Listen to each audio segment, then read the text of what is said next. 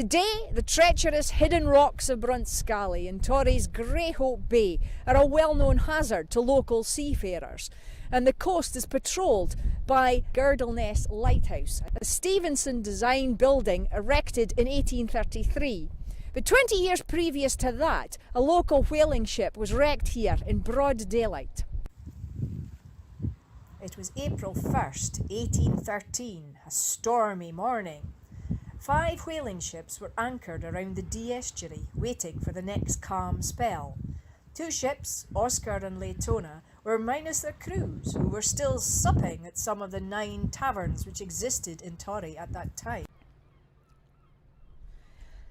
Once the tenders had collected the whisky-loving whalers, the Oscar's captain, Newborough-born John Innes, attempted to steer the ship out and round by the south breakwater. Intriguingly, he may have been observing the seafaring superstition to avoid turning against the sun or portwise. Just as he turned the ship out into Aberdeen Bay, a gust of wind caught her. The steersman, old James Venus, who hailed from North Shields, tried to steady the wheel, but to no avail. The Oscar was blasted onto the rocks and her hull shredded. Being so close to the shore, some men leapt into the foaming waters, but the majority could not swim. Superstitious sailors often did not bother, believing that if they fell overboard, they were at Neptune's mercy. Those on board, seeing their fellows perish, started to cut down the main mast, hoping that it would form a bridge to the shore, but the wind cruelly seized it and tossed it uselessly to the side. Captain Innes stayed to the last while the sailors took their chances. In all, 42 of the 44 crew were lost. Friends and family watched helplessly from the cliffs, unable to help due to the prevailing winds. The 2 survivors were James Venus and the captain's wife's young cousin, John Jamson or Jameson, who were washed ashore and successfully revived. Over the next month, the bodies washed ashore. Every day, some family would get the news they had been dreading. Many of the corpses were taken up to St Fittick's kirkyard and interred in a mass grave. Captain Innes was returned to Newborough to his grieving widow and baby son.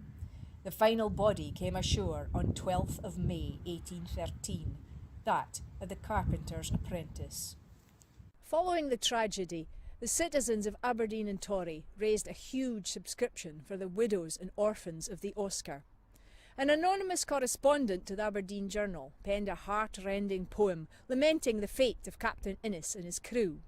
The last 2 verses particularly emphasise how close they were to safety, yet perished on their own doorstep. The gallant ship prepared to brave the northern ocean's mighty wave, her jovial crew with thoughtless glee, draining the parting cup right merrily.